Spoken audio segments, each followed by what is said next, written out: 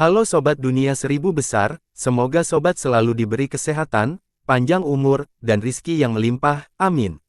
Sebelum masuk ke alur ceritanya, jangan lupa dukung channel ini ya dengan klik subscribe, like, komen, dan share, terima kasih. Mari kita lanjutkan perjalanan, Li Qiye. Dunia dikejutkan dengan kemunculan 3 guru besar tersebut. Belum lagi ahli lainnya, bahkan nenek moyang setingkat God King pun tidak berani berkata apa-apa. Ini adalah konfrontasi tingkat tertinggi. Ada orang lain. Setelah Raja Stygian keluar, Li Qiye sekali lagi muncul dengan avatarnya yang sombong. Dia menjulang di atas roh surga ketika suaranya menggema, ada lagi anjing dan kucing acak yang mau keluar. Jika kamu ingin bertarung, keluarlah. Aku akan mengajak kalian semua jadi datang saja, jangan buang waktuku. Semua yang mendengar menarik napas dalam-dalam tanpa berkomentar. Li Qiye tidak peduli terhadap keberadaan ketiga ini dan masih bermegah di dunia depan seolah-olah hanya dia sendiri yang tidak dapat disentuh.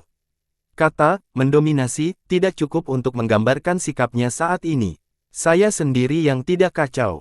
Pada akhirnya, orang-orang hanya bisa menggunakan ungkapan umum ini untuk menggambarkan Li Qiye.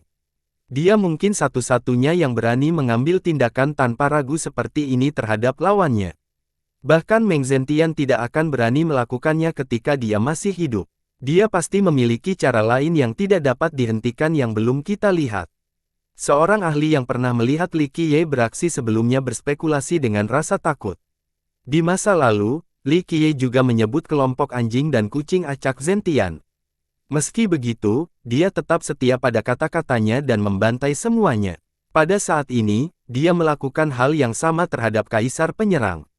Kerumunan telah mengetahui bahwa ini bukan karena kesombongan tetapi karena keyakinan dan kekuasaan yang mutlak.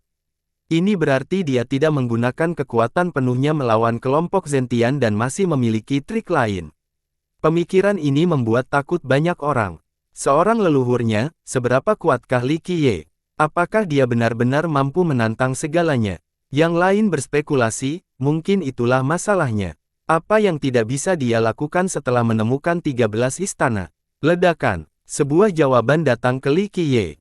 Cahaya ilahi melonjak dari Dream Empyrean dan bulan terang muncul. Itu sangat besar dan mencakup seluruh wilayah sekte tersebut. Dari kejauhan tampak seperti planet berbentuk bulan. Cahayanya mencapai seluruh roh surga. Bahkan matahari yang menggantung tinggi pun meredup dengan adanya cahaya terang tersebut. Li Qiye, jangan berpikir roh surga tidak memiliki siapapun yang dapat menghentikanmu. Aku, Shen Mengtian, akan membawamu. Sebuah suara meledak dan membuat semua orang pusing. Apa? Seseorang berteriak setelah mendengar ini, Shen Mengtian. Bukankah dia sudah mati? Shen Mengtian, ketika nama ini menggema di seluruh roh surga, banyak pakaian dalam yang tersegel di bawah tanah terguncang, tidak ada yang mengharapkan perkembangan ini. Mengapa Shen Mengtian masih hidup?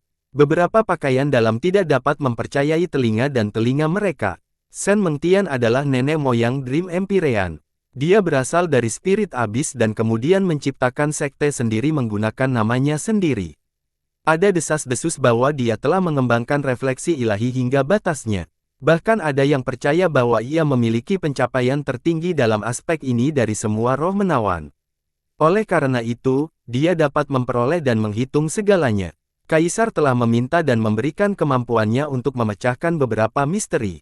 Oleh karena itu, Shen Mengtian disebut sebagai guru abadi oleh generasi mendatang karena beberapa kaisar menyebutnya. Dengan cara ini karena rasa hormat. Belakangan, dia berhenti muncul sehingga orang mengira dia sudah mati. Bahkan banyak murid dari sektenya sendiri yang mempercayai hal ini. Oleh karena itu, kemunculannya yang tiba-tiba mengejutkan semua orang. Seekor kelabang tidak akan menyerah, sepertinya kakek tua ini telah berusaha keras selama ini tanpa mengalami kematian. Makhluk purba lainnya di sekitarnya, tampaknya dia membutuhkan 9 daun untuk pertaruhan terakhir sebelum kematian. Avatar Li Qiye menatap bulan di atas Dream Empyrean dan tersenyum, Shen Mengtian, kan? Ayo, aku menunggu. Ada orang lain. Satu kesempatan terakhir untuk bergabung. Lewatkan kesempatan hari ini dan tidak akan ada lagi. Orang-orang di dunia tersenyum kecut setelah melihat penampilan yang penuh semangat. Orang lain akan kencing ketakutan jika mereka harus menghadapi banyak musuh yang kuat, tapi dia tidak peduli. Hitung orang tua ini. Suara lelah muncul dengan penampilan seorang lelaki tua biasa. Anak ganda. Banyak yang langsung mengenalinya karena dia pernah muncul di lembah reinkarnasi sebelumnya. Oke, kamu ikut. Begitukah? Adakah orang lain yang ingin bertarung? Li Qiye menikmati kegembiraan dan melihat sekeliling sekali lagi. Dalam waktu singkat ini, dunia menjadi sunyi. Semua orang tahu bahwa hanya karakter terkuat di Heaven Spirit yang dapat berpartisipasi. Ini adalah eksistensi puncak, para ahli paling perkasa di luar Kaisar Abadi. Tidak ada yang menjawabnya setelah panggilan terakhir ini, tidak mungkin orang memenuhi syarat untuk mengikuti perang ini. Oke, jadi kalian berlima saja. Li Qiye tertawa, datang dan lakukan yang terbaik, ini adalah kesempatan terakhirmu. 5 hari kemudian di Broken God Cliff, aku akan menunggu. Dengan itu, avatarnya menghilang. 5 hari kemudian di Broken God Cliff. Berita ini menyebar ke seluruh roh surga seperti badai. Seorang pakar bertanya kepada rekannya, bagaimana kalau kita menonton?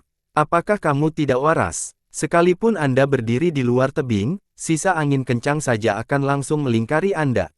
Orang-orang seperti kita tidak bisa menyaksikan pertarungan level ini. Hanya God King yang bisa. Fokuslah pada tebing sekarang. Saya tidak peduli berapa banyak batu giok halus yang harus kita gunakan, buka cermin surgawi sekarang dan kunci di dalamnya. Banyak garis keturunan dan sekte kuno dengan tergesa-gesa mengambil keputusan ini. Datang-datang, 5 master yang tak terkalahkan melawan Li Qiye. Pemenangnya akan ditentukan dalam 5 hari. Banyak taruhan muncul dalam semalam.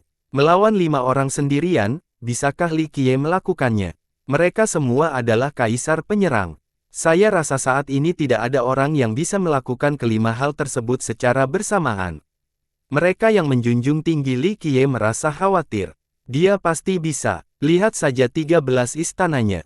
Beberapa pendukungnya memiliki keyakinan buta dan berpikir bahwa dia maha kuasa. Kemenangan Li Qiye sudah dekat karena dia tidak stabil. Beberapa penggemar gila bahkan membuat slogan untuknya. Namun, sebagian besar negara besar sangat berhati-hati. Apalagi sekte yang ingin dekat dengannya harus berhenti sejenak.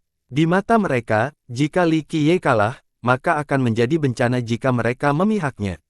Saat dunia berada di kehebohan, Li Qiye sedang bersantai di Pulau True Martial bersama Tantai Ruonan di sisinya. Itu adalah pesta melihat bulan. Ruonan tersenyum dan memulai, Tuan Muda, Anda akhirnya berusaha menguasai tenaga kali ini. Tidak terlalu, saya hanya memancing beberapa ular dari gua mereka sehingga saya dapat dengan mudah menghancurkan tera leluhur. Karena ini adalah garis keturunan dengan 3 pohon leluhur, saya ingin melihat bagaimana reaksi punggung pohon ilahi setelah saya menghancurkannya. Li Qiye tidak bisa menahan diri untuk tidak tersenyum. Jika orang luar mendengar ini, wajah mereka akan langsung pucat. Li Qiye sebenarnya ingin menghancurkan tera. Ini adalah tempat yang dikenal tidak dapat diserang bahkan oleh Kaisar Abadi. Ruonan hanya tersenyum karena dia selalu percaya diri terhadap tuan mudanya. Jika dia punya rencana seperti itu berarti inilah tujuannya sejak awal. Reputasi Tera tidak ada artinya jika dibandingkan dengan rencana tuan mudanya. Seluruh dunia roh surga menikmati ketenangan dalam 5 hari terakhir. Banyak ahli menahan naas menunggu hari yang akan datang. Itu berlalu dengan cepat tetapi rasanya seperti selamanya bagi para ahli ini. Semua orang ingin segera mengetahui hasilnya. Semua garis keturunan dan penggarap di sini memahami bahwa nasib roh surga akan berubah setelah pertempuran ini. Jika Li Qiye menang, itu berarti dia cukup kuat untuk menghadapi seluruh roh surga atau bahkan 9 dunia, tidak ada yang bisa menghalangi jika dia bisa membunuh 5 tuan. Pada saat itu, baik keturunan-keturunan maupun sekte Dewa Laut harus menundukkan kepala dan tunduk pada kekuasaannya. Namun, jika 5 master menang, itu mungkin menjadi awal dari seorang oligarki. Roh surga akan berada di bawah bayang-bayang para tuan ini untuk jangka waktu yang lama. Dengan demikian, pertempuran ini akan menentukan nasib dunia. Ada risiko bahwa hal itu akan mengakhiri era keemasan roh surga juga karena Zentian telah jatuh. Jika Li Qiye juga mati, itu berarti roh surga harus kalah dalam persaingan memperebutkan Kaisar Abadi. Setiap orang memiliki pendapat yang berbeda pendapat tentang hasilnya. Banyak sekte yang memiliki hubungan dengan spirit abis, Roaring Cons, dan Ancestral Terra ingin kelompok Ling Fengyun menang karena ini adalah waktu mereka untuk memerintah setelahnya. Di sisi lain, pihak yang lebih besar mengharapkan kemenangan Li Qiye karena ia akan mampu melahirkan generasi baru dengan roh surga yang berada di puncak 9 dunia. Saya berharap Li Qiye dapat menciptakan keajaiban lain dan membunuh 5 tuan untuk naik tahta. Beberapa silsilah roh menawan sangat penuh harapan. Bahkan beberapa kekuatan yang mendukung Zentian sebelumnya menginginkan Li Qiye keluar sebagai pemenang dalam pertempuran yang menggemparkan ini. Kemenangan Li Qiye sudah dekat. Slogan-slogan tersebut dapat didengar di seluruh dunia oleh para penggemarnya. Tentu saja, beberapa sekte yang ingin Li Qiye menang tidak berani mengungkapkannya secara terbuka karena takut terhadap lawan kuatnya. 5 hari ini cukup lama menyiksa para ahli dunia ini meski berlalu dengan cepat. Seluruh dunia menantikan perang pamungkas dengan penuh antisipasi. Ledakan terakhir, yang pertama melakukan mobilisasi setelah batas waktu tertentu adalah Spirit Abyss dari Godal. Selain itu, mereka tidak menggunakan portal Dao dan langsung melintasi dunia. Itu tampak seperti benteng besar yang membuka pintu esnya. Sebuah kemungkinan meluncur keluar seperti tsunami dan membubung ke langit. Suasana diliputi hawa dingin yang mematikan. Kegelapan muncul seolah-olah mimpi buruk sedang menyerang dunia dan mengancam penghuninya. Kavaleri ini terdiri dari beberapa puluh ribu pasukan. Mereka semua mengenakan baju besi hitam lengkap sehingga tidak ada yang bisa melihat wajah mereka. Seseorang duduk di singgasana yang diangkat oleh 8 lelaki tua di antara yang ditunjuk. Tahta ini berwarna hitam pekat seolah-olah dibuat dari logam rune drakonik tertinggi. Orang tua di atas tampak seperti seorang dewi yang tak tersentuh. Wajahnya dipenuhi kerutan, tetapi rambut hitamnya menunjukkan ciri-ciri lainnya. Itu sebenarnya berkilauan dengan kilau hitam. Matanya secara alami hitam dan berkilau karena kegelapan. Saat dia membuka matanya, itu seperti terbukanya dunia yang gelap. Ini adalah penguasaan kegelapan, pertanda kegelapan. Namun, ini bukanlah aspek yang paling menakutkan. Meski digendong oleh orang lain, semua orang melihat ilusi bahwa lelaki tua ini menyatu dengan kemauan itu sendiri. Kavaleri adalah perpanjangan tangan. Dia dapat dengan bebas mengendalikannya seolah-olah itu adalah bagian dari tubuhnya. Seorang leluhur yang berpengetahuan luas merasakan hawa dingin ketika dia menyimpulkan, itu adalah Legiun Stygian yang legendaris dari Jurang Maut. Mengapa dia ingin membawa pasukan untuk pertempuran tingkat puncak ini? Legiun seperti itu tidak mungkin menghentikan Li Qiye. Beberapa junior tidak mengerti mengapa raja membawa serta pasukannya. Energi darah, mereka akan berbagi energi darah. Seorang leluhur yang lebih tua menjelaskan, karena ini adalah pertempuran tingkat tinggi, dia harus membawa serta pasukannya. Ini akan menjadi pertarungan pamungkas dan sengit. Kelompok mereka lebih tua dengan vitalitas yang lemah dan diambang kematian. Setelah pertempuran seperti itu, bahkan jika mereka menang, mereka akan mati karena mengerahkan terlalu banyak kekuatan setelah kembali. Mereka ingin memberi vitalitas pada juniornya. Seorang pemuda yang berbeda terkejut. Itu salah satu cara untuk menjelaskannya, tapi tidak mewujudkannya. Nenek moyang melanjutkan, Anda tidak bisa begitu saja menggunakan vitalitas junior Anda meskipun mereka setuju. Vitalitas setiap orang berbeda karena mereka mengembangkan hukum yang berbeda. Menggabungkan secara paksa jenis energi darah ini akan menyebabkan gangguan dan bahkan penyimpangan ki. Adapun Legiun Stygian ini, telah dibor dengan cermat sementara setiap murid dipilih sendiri. Hukum budidaya mereka juga sangat spesifik. Beberapa bahkan diajar oleh raja sehingga vitalitas mereka dapat beresonansi dengan vitalitasnya. Dia berhenti sejenak sebelum melanjutkan, legiun seperti itu membutuhkan sumber daya yang besar. Terlebih lagi, biaya penggantian anggota yang meninggal akan sangat sulit dipercaya. Oleh karena itu, legiun ini dapat berbagi vitalitasnya dengan raja. Itu adalah pilar Spirit Abyss, legiun dan kartu sebagai yang terkuatnya. Raja dan pasukannya bergerak maju dengan momentum luar biasa dan tak terbendung yang mampu membunuh dewa dan iblis yang menghalangi mereka. Setelah Raja Stygian pergi, giliran Shen Mengtian. Dia memang berasal dari Spirit Abyss karena tindakannya bertepatan dengan raja. Berdengung, di tanah leluhur Dream Empyrean, sebuah pintu dibuka di bulan yang tergantung di langit. Dua baris ahli mendandani putih sepenuhnya. Akhirnya, mereka berjumlah puluhan ribu dan memenuhi dunia dengan cahaya mereka yang tak terbatas. Aura legiun ini benar-benar berbeda dengan legiun Stygian.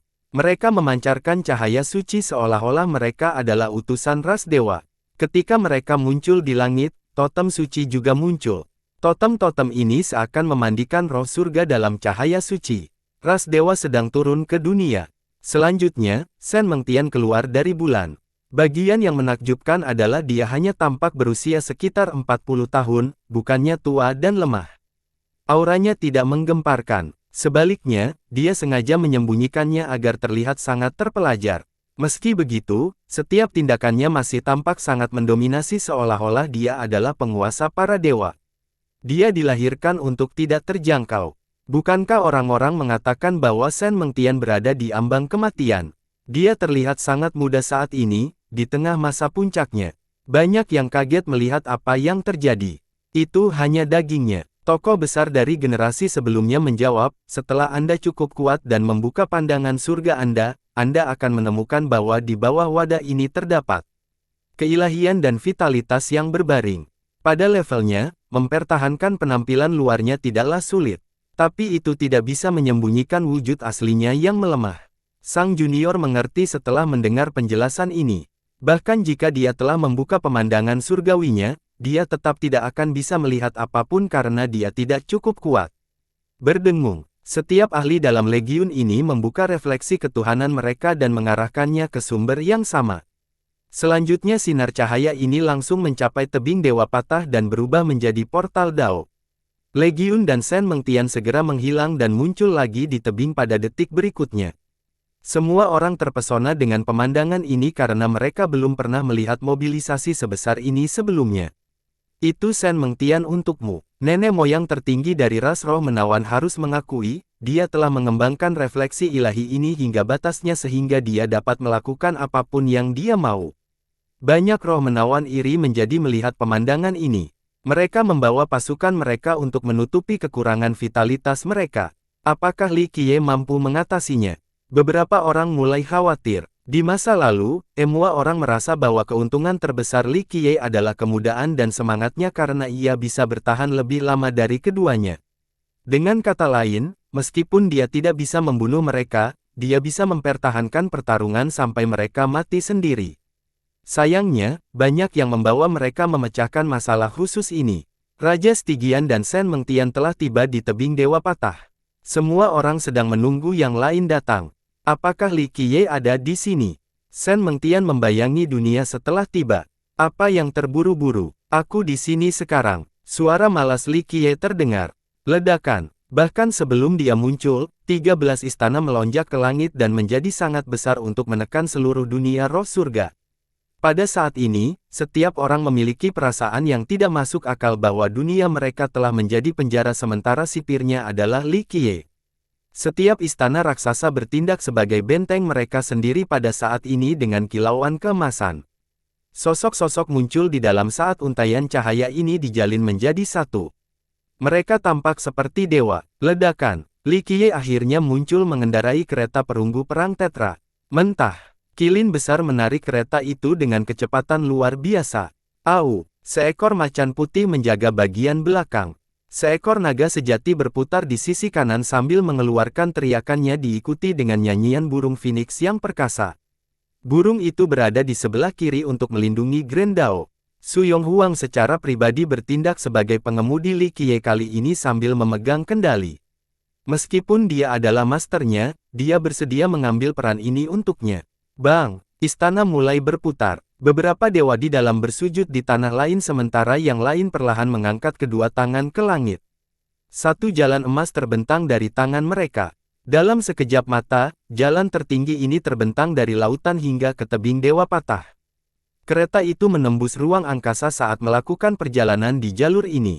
Di hadapan garis yang didukung oleh para dewa ini, para penguasa dunia ini menghancurkan ketakutan, tidak berani bergerak sedikit pun.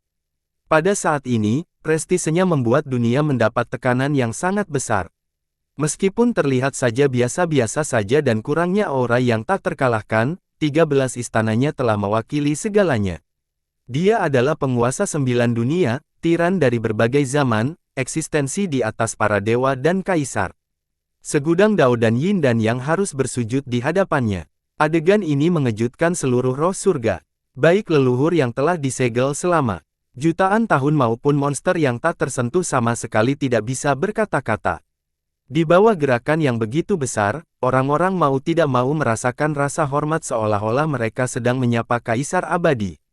Rasa hormat yang tulus datang dari lubuk hati dan pikiran. Seorang pria harus bercita-cita menjadi seperti itu, melampaui usia dan menjadi penguasa 9 dunia.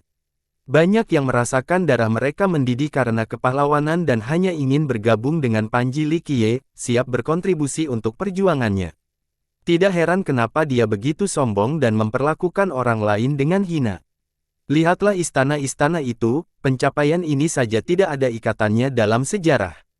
Seorang tua abadi tergeletak di depan istana yang menindas. Itu dia, itu benar-benar dia. Sementara itu, bahkan karakter seperti yang dikuduskan leluhur pun terkejut. Dia telah mengajar 2 dewa laut dan dengan bangga berjalan melintasi 9 dunia sebelumnya. Namun, kakinya menjadi lemah saat ini dengan keinginan untuk berlutut dan rasa kekaguman yang tak kunjung hilang di dalam hati. Baginya, ini sama sekali tidak berjemur. Ketakutan adalah hal yang wajar untuk menghadapi keberadaan seperti itu. Ini adalah seseorang yang telah membantai kaisar abadi sebelumnya. Dia bahkan bukan seekor semut dibandingkan dengan makhluk yang bergerak dalam sekejap. Bahkan di hadapan Li Qiye sama sekali tidak berbohong. Kereta mitos, perang tetra. Itu pasti dia. Setelah sekian lama, emosi masih membanjiri Halau. Meski disebut tebing, letaknya bukan di depan gunung atau di dalam lautan. Itu adalah bagian dari langit. Selama 1 juta-juta dari hamparan ini terdapat puing-puing batu. Yang kecil seukuran jari sedangkan yang besar sebesar pulau. Di area tengah-tengah yang luas ini terdapat sebuah tebing besar. Itu telah terpotong secara horizontal dan hancur. Orang hanya bisa membayangkan betapa besarnya sebelum dihancurkan. Dilihat dari kerusakan yang ditimbulkan, puing-puing yang melayang di langit ini semuanya jatuh dari tebing ini. Ada juga sisa hukum Dao yang dilanggar. Beberapa lebih utuh dibandingkan yang lain. Beberapa masih terhubung. Ini dikenal sebagai medan perang roh surga yang terbesar. Asal-usulnya tidak diketahui. Rumor mengatakan bahwa semua pertempuran tertinggi di dunia ini akan terjadi di sini. Inilah alasan mengapa itu sangat rusak. Namun anehnya, ia tidak pernah sepenuhnya runtuh bahkan setelah setiap pertempuran besar. Setelah tiba di tebing, Li Qiye duduk di atas semua orang dan melirik Shen Mengtian dan Stygian. Kemeriahan yang luar biasa, Stygian berkata dengan dingin. Baik Shen Mengtian maupun berekspresi menjadi gelap setelah melihat seorang junior melakukan aksi di hadapan mereka, terutama 13 istana yang menyegel seluruh roh surga. Raja telah tampil di 9 dunia sebelumnya. Namun, penampilan 1 langkah di bawah junior hari ini. Ini membuatnya merasa sangat tidak nyaman. Terus, mata Li Qiye menatap ke bawah ke arah sang raja, jika kamu ingin suasana keren, silakan dan pamerkan 13 istanamu. Aku khawatir kamu tidak bisa melakukannya meskipun kamu menginginkannya. Jawaban seperti itu membuat raja marah dan tidak memberikan tanggapan. Saat ini, begitu banyak cermin surgawi yang diarahkan ke tebing. Banyak kekuatan besar dan garis keturunan kerajaan sedang menyaksikan. Para murid dari sekte ini sangat menikmati jawaban Li Qiye.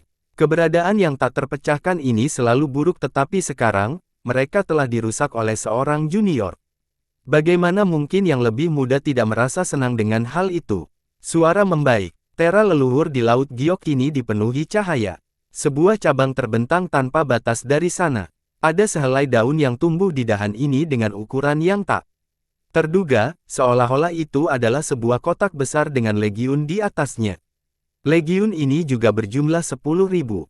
Setiap anggota penuh dengan kehidupan.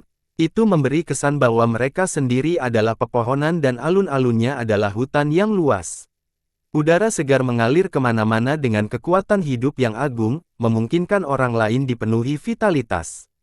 Legiun itu melindungi seorang lelaki tua. Dia cukup kurus dengan wajah awet meskipun muda rambutnya beruban. Dia mengenakan jubah berbulu dengan beberapa daun yang tersebar di sekujur tubuhnya. Dia tampak seperti makhluk abadi karena kekuatan hidupnya yang kaya. Vitalitas agung para ahlinya tertarik pada tubuhnya. Namun, bukan karena dia memberi vitalitas pada mereka tetapi merekalah yang tumbuh dalam dirinya. Sungai bambu abadi. Bahkan para ahli dari generasi terakhir pun sangat menghormatinya. Ini adalah nenek moyang tertua dan paling samar dari Ancestral Terra. Hanya sedikit orang yang tahu tentang kisah-kisahnya, tetapi dua ayah pohon dari sekte ini sebenarnya berasal dari cabangnya. Prestasi ini saja sudah cukup menggemparkan. Li Qiye meliriknya dengan pandangan meremehkan dan berkata, dua orang lagi yang belum datang. Maafkan keterlambatan saya. Seorang lelaki tua mengambil satu langkah melintasi dunia dan langsung sampai di tebing. Dia tidak datang sendirian karena ada lelaki tua lain di dekatnya. Tubuh teman ini telah berubah menjadi kayu dengan wajahnya menutupi kulit kayu. Dia tampak seperti pohon yang layu. Tidak ada yang istimewa dari dirinya, sama sekali tidak mencolok dan tidak dapat diingat. Izinkan saya memperkenalkan seseorang, ini adalah rekan Daoist Dritri yang saya undang untuk bergabung dengan kami hari ini. Dual Child perlahan berkata. Sen Mengtian, Stygian dan bahkan Krik Bambu menganggukkan kepala sebagai bentuk salam. Krik Bambu harus mengatakan, saya tidak mengira rekan Daoist Dritri juga akan keluar. Bagaimana saya bisa melewatkan acara yang menyenangkan ini? Ditambah lagi, Brother Dual Child juga mengundang saya. Orang tua bernama Dritri tersenyum dan berkata, tidak ada yang tahu betapa istimewanya lelaki tua biasa bernama Fellow Daoist Dritri ini. Namun, dianggap sebagai sesama Daois oleh seseorang seperti Krik Bambu berarti dia luar biasa. Namun, dia terlihat terlalu normal. Banyak kekuatan besar yang menonton dari cermin mereka tidak dapat mengetahui identitasnya sama sekali meskipun telah melakukan upaya bersama. Leluhur ilahi pohon kering. Akhirnya, leluhur tertua dari garis keturunan kekaisaran. Siapa itu? Para junior dengan cepat bertanya. Karakter yang tidak terpecahkan dari generasi saya. Nenek moyang berkata, rumor mengatakan bahwa dia adalah pohon leluhur yang layu dan hidup kembali dan memiliki ingatan sebelumnya tentang ayah pohon. Setelah mendengar ini, para junior tersentak. Salah satu dari mereka bertanya, bukankah itu sama dengan ayah pohon yang hidup kembali? Itu hanya rumor, siapa yang tahu? Sang leluhur-leluhur, sayang sekali dia hanya tinggal satu langkah lagi untuk menjadi ayah pohon di zamanku, namun aku tidak tahu mengapa dia gagal pada akhirnya. Akhirnya, lebih banyak leluhur yang mengenalinya melalui cermin surgawi. Tentu saja mereka terkejut. Dual Child memang luar biasa dengan banyak koneksi. Hanya dalam waktu singkat, ia mampu menarik petinju kelas berat lainnya. Seperti yang dia katakan di masa lalu terhadap Li Qiye, jika dia menjadi pelindung Dao Li Qiye, dia akan menawarkan keuntungan lain dalam bentuk sumber daya dan koneksi. Sepertinya dia tidak hanya sesumbar hari ini. Namun, itu tidak terlalu aneh. Bagaimanapun juga, dia adalah anak antara seorang kaisar dan ibu pohon. Karena latar belakang yang prestisius, era Evaders, yang tak terhentikan pada usia itu mungkin memiliki hubungan tertentu di dekatnya. Masih ada satu yang hilang. Li Qiye masih tidak peduli dengan singgasananya. Dia bahkan tidak perlu repot-repot melihat ke arah Dritri. Mata Dritri menjadi dingin karena tindakan menyendiri dengan cahaya bintang yang berkilauan.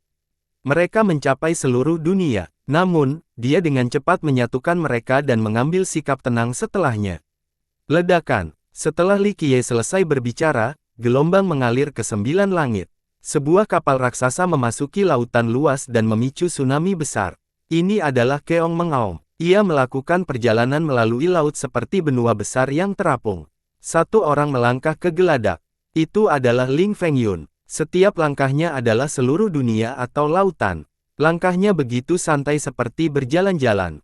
Sepertinya dia tidak memasuki pertempuran yang sama sekali. Angin dan awan bergerak seiring langkahnya. Dunia terkejut, matahari dan bulan memberi jalan baginya sementara bintang-bintang miring. Semua orang bisa merasakan roh surga gemetar saat dia berjalan menuju tebing Dewa Patah. Dia sepertinya tidak bergerak, tebing Dewa Patah malah bergerak ke arahnya. Ilusi ini membuat banyak ahli yang mengawasinya merasa pusing dan tidak berani melihat lebih jauh. Ling Fengyun terlalu kuat, seorang leluhur yakin dengan kekuatan. Hanya langkahnya saja sudah cukup untuk membuat banyak orang bingung, menyebabkan beberapa orang terjatuh ke tanah.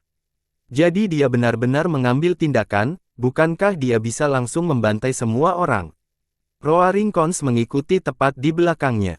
Ia tidak hanya mampu berenang di lautan tetapi juga bisa terbang bebas. Ukurannya yang sangat besar tidak menghalangi kecepatan gilanya sama sekali. Jika itu dianggap sebagai harta karun terbang, itu akan masuk dalam 10 besar dalam hal kecepatan di seluruh roh surga. Begitu Feng Yun berhasil mencapai tebing, Keong akhirnya berhenti agak jauh untuk menonton. Keong ingin agar semua orang di dunia mengetahui posisi mereka dan bahwa Ling Feng Yun adalah pendukung mereka. Ini adalah upaya lain untuk membangun prestise mereka. Generasi yang lebih tua secara alami memahami mengapa Roaring Khons juga datang. Bagaimanapun, kematian Khons Overlord merupakan pukulan besar bagi sekte mereka. Mereka harus melakukan sesuatu terhadap reputasi mereka atau banyak kekuatan besar akan mulai mengingini dan bahkan membagi wilayah mereka. Dunia menjadi sunyi dengan kedatangan Feng Yun. Dalam sekejap, 6 eksistensi tak terpecahkan membentuk penjepit untuk mengelilingi Li Qiye. Shen Mengtian, Raja Stygian, Imperial Dual Child, leluhur ilahi pohon kering, Dewa Bambu Sungai, dan Ling Feng Yun. Mereka berenam mengelilingi tebing seperti dewa. Mereka menyerupai gunung iblis yang tidak dapat diseberangi atau kolam petir yang tidak dapat ditembus. Penggarap yang tak terhitung banyaknya menahan napas dalam roh surga. Semua orang memahami bahwa terlepas dari pemenangnya, arah dan nasib roh surga akan berubah sepenuhnya. Kelompok lain bersembunyi tepat di luar tebing. Sosok samar ini menyembunyikan seluruh aura dan energi darah mereka. Para ahli yang mampu menonton secara langsung adalah yang sebenarnya. Hanya pengamatan pribadi yang akan menghasilkan hasil dalam pertempuran besar ini. Ini adalah cara untuk memahami kekuatan masing-masing teknik dan sedikit transformasinya. Tentu saja, mereka adalah karakter terkuat di Heaven Spirit. God King hanyalah level awal di tempat ini. Untuk benar-benar merasakan kedalaman pertempuran ini dan belajar darinya, setidaknya seseorang harus menjadi Apex God King. Sebelum mencapai level ini, mustahil untuk belajar hanya dari menonton pertarungan. Tentu saja, para petarung di bawah level ini bahkan tidak akan bisa melihat serangannya sendiri, apalagi memahami seluk-beluk kecilnya. Sebagian besar leluhur yang dipenuhi debu tidak akan keluar dengan mudah, tetapi pertempuran pada tingkat ini sangat jarang terjadi. Beberapa dari mereka tidak mau keluar untuk menonton secara langsung. Di atas tebing, pandangan para permulaan bersandar pada Li Qiye. Meski belum menyerang, meletusnya mereka saja sudah cukup menakutkan dengan tekanan tertinggi. Orang lain pasti akan kesal karena menjadi sasaran begitu banyak master. Namun, Li Qiye tetap diam acuh tak acuh seperti biasa di atas keretanya dan terus memandangi awan. Satu-satunya suara yang tersisa di roh surga hanyalah detak jantung. Bahkan angin, ombak, dan waktu sendiri seakan berhenti. Anak muda, pasti ada yang mengagumi keberanianmu. Setidaknya, saat aku masih sepertimu, aku tidak terlalu mendominasi. Ling Feng Yun berkomentar sambil menatap Li Qiye. Ini bukan keberanian. Li Qiye dengan santai menjawab, di mata saya, kalian semua tidak berbeda dengan orang mati. Mengapa saya harus takut dengan kentang kecil? Lawan-lawannya tentu tidak menyukai komentar ini. Niat membunuh muncul dari mata mereka. Para ahli yang menonton dari cermin hanya bisa tersenyum kecut. Bukannya dia baru memulai tindakan arogan ini baru-baru ini.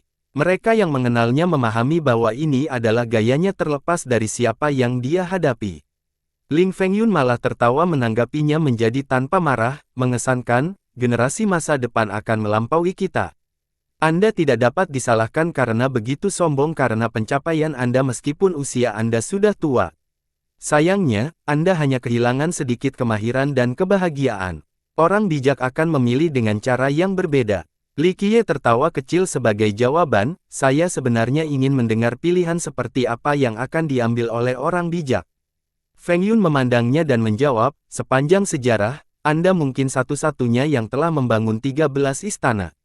Jika Anda menghindarinya bisa hari ini, tahta pasti akan menjadi milik Anda. Saya adalah seseorang yang bisa menghargai bakat dan tidak memiliki niat buruk terhadap Anda. Namun, Anda telah membunuh orang-orang dari Roaring Khons jadi Anda seharusnya memberi mereka jawaban yang masuk akal. Li Qiye tersenyum, begitukah? Sepertinya Anda bersedia berdamai. Feng Yun menjawab, tidak sampai pada level itu, Amun, melihat pencapaian tertinggi dan keberanian Anda yang mendominasi benar-benar membuat saya terpesona. Sungguh berpikir bahwa seorang jenius yang tiada taranya harus jatuh hari ini. Orang sepertimu harus menjadi kaisar untuk roh surga daripada mati seperti ini. Pergeseran sikap seperti itu membuat semua orang lengah, terutama para ahli yang duduk di depan cermin. Kerumunan orang terkejut melihat ini. Semua orang tahu bahwa Ling Fengyun ada di sini untuk Roaring Khons, membalas dendam kepada Khons Overlord yang telah mati. Namun, dia sebenarnya mengucapkan kata-kata yang baik untuk Li Qiye dengan nada yang lebih pasifis. Hal ini mengejutkan semua orang. Dia harus melakukan ini. Seorang leluhur tua setuju dengan mendengarkan dan mengangguk, 13 istana adalah satu-satunya dalam sejarah. Roh surga harus bekerja sama untuk mengembangkan bakat seperti Li Qiye sehingga dia bisa menjadi seorang kaisar yang terbaik sepanjang masa. Pada saat itu, mereka yang membantu akan menjadi pahlawan yang berjasa dan banyak sekali ras di 9 dunia akan datang ke roh surga untuk memberikan upeti kepada mereka. Faktanya, banyak leluhur yang berwawasan luas dan orang-orang penting setuju dengan Feng Yun dan merasa bahwa menjatuhkan Li Qiye akan sangat disesalkan. Apakah pendapat pribadi Anda atau Anda mewakili semua orang di sini? Li Qiye menjadi sangat terhibur dan tersenyum. Feng Yun memandangnya dan perlahan menjelaskan, jika Anda bersedia mengambil langkah mundur, saya dapat berunding dengan semua orang di sini. Dan untuk perseteruanmu dengan Roaring Khons, aku juga bisa menjadi penengahnya. Anda hanya perlu mengakui kejahatan Anda dan dengan tulus meminta maaf dan semuanya akan dibatalkan. Feng Yun memang karakter yang bijaksana, sangat baik hati. Orang biasa tidak bisa dibandingkan dengannya. Banyak yang menghela nafas setelah mendengar ini. Jika saudara Feng Yun menginginkan gencatan senjata, itu juga tidak sulit. Shen Mengtian menatap Li Qiye lama sekali sebelum menambahkan. Saya juga bisa melepaskan perseteruan ini tetapi harus ada kesepakatan. Anak ganda bergabung. Tidak ada permusuhan yang bertahan selamanya di dunia ini. Krik Bambu akhirnya berbicara, itu tergantung apakah Anda bersedia atau tidak. Dalam sekejap, suasana tegang yang bisa meletus kapan saja mereda karena perubahan sikap Ling Fengyun. Saya harap mereka tidak berdiskusi. Seseorang berpegangan tangan dan berkata, jika Heaven Spirit bisa memiliki solidaritas dengan 6 karakter tak terkalahkan yang melindungi Li Qiye, dia pasti tidak akan bisa dihentikan di 9 dunia. Siapa yang mampu bersaing melawannya? Oleh karena itu, banyak yang mengharapkan hasil damai antara kedua belah pihak karena akan sangat bermanfaat bagi roh surga. Apa syaratnya? Li Qiye sama sekali tidak cemas dengan tanggapannya. 9 daun reinkarnasi. Dritri mengambil inisiatif sebelum yang lain, selama Anda menyerahkan rumputnya, semuanya bisa dinegosiasikan. Yang lain saling melirik dan belum berbicara. Jadi kamu ingin rumputnya? Li Qiye dengan santai berkata, ini adalah obat abadi yang tertinggi. Dengan itu, seseorang akan memiliki kesempatan untuk bereinkarnasi dengan ingatan mereka sebelumnya. Begitu banyak orang yang mendambakan barang ini sepanjang sejarah. Bahkan Kaisar ingin menyimpannya sebagai rencana cadangan untuk masa depan. Apa, rumput ini benar-benar bisa melakukan itu? Mereka yang tidak mengetahui tentang obat terkejut tersebut. Di Godal, semua orang tahu bahwa itu adalah obat abadi. Bahkan ada yang berpikir bahwa itu akan memberikan kehidupan yang kekal tetapi tidak ada yang tahu detail pastinya sampai sekarang. Siapa yang tidak ingin dilahirkan kembali? Bahkan nenek moyang yang paling tabah pun menelan ludah mereka dengan keserakahan. Memang ada peluang untuk dilahirkan kembali dengan reinkarnasi 9 daun. Satu daun memiliki peluang sukses 20%. Namun, hasilnya tidak selalu sama. Peluang untuk menyimpan ingatan seseorang bahkan lebih rendah dari gambaran biasa. Bagi ahli lainnya, pertaruhan ini mungkin layak dilakukan, namun seorang kaisar belum tentu ingin menemukan segala sesuatunya pada probabilitas yang rendah.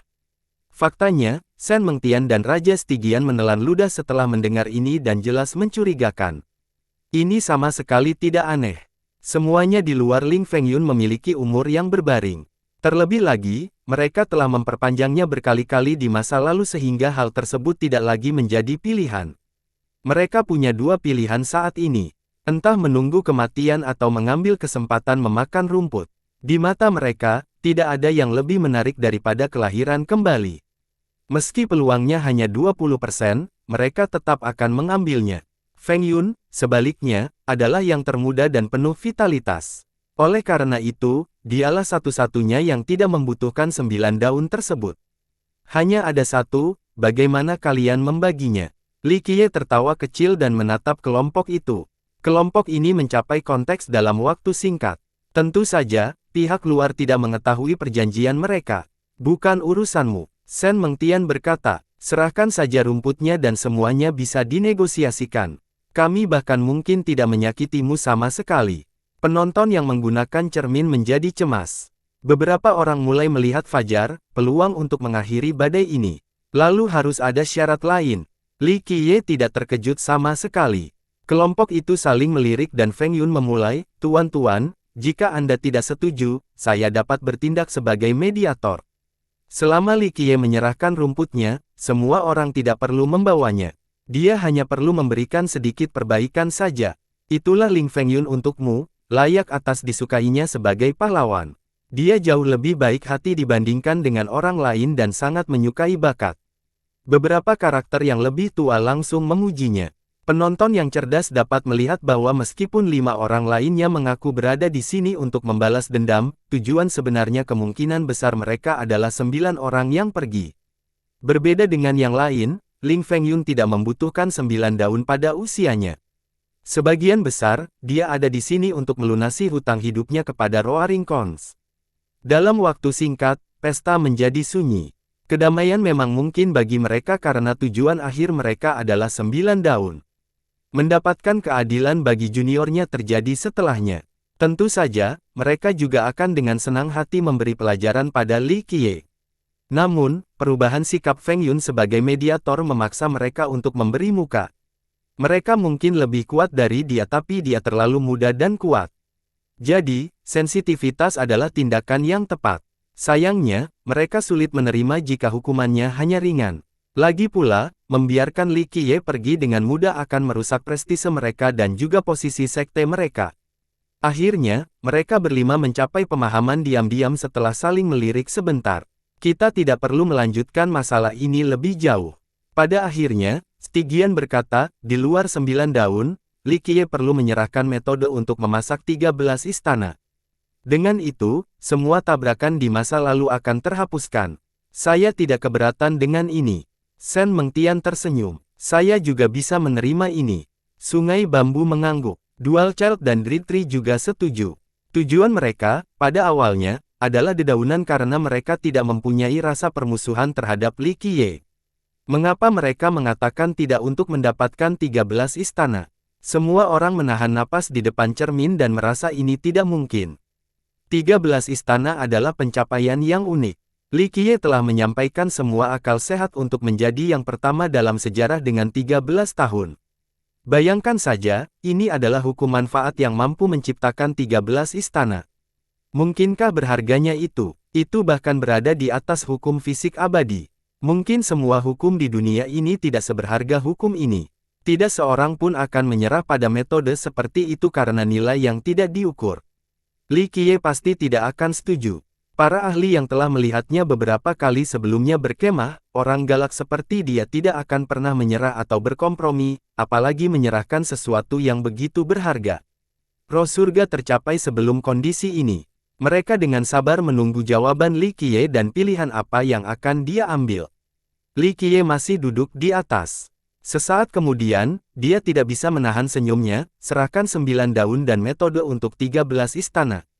Seringai tebal muncul di wajahnya. Rekan Daois Li, ini patut dipertimbangkan. Feng Yun berkata, mundur satu langkah dan nikmati luasnya dunia. Grand Dao panjang dengan kelembutan dan kekerasan yang hidup berdampingan. Fleksibilitas adalah satu-satunya cara untuk mencapai tujuan. Feng Yun menemukan rekan Daois saat ini. Itu menunjukkan rasa hormatnya yang tinggi terhadap Li Qiye. Jika Anda dengan tulus berusaha membantu saya hanya bisa mengatakan bahwa saya menghargainya. Li Qiye sambil menjawab sambil tersenyum, namun, kalian semua tidak memahami situasi ini. Keuntungannya ada di pihak saya. Saya memegang kendali penuh jadi orang yang seharusnya mengungkapkan kondisinya adalah saya, bukan Anda. Saya tidak melihat keuntungan Anda dimanapun.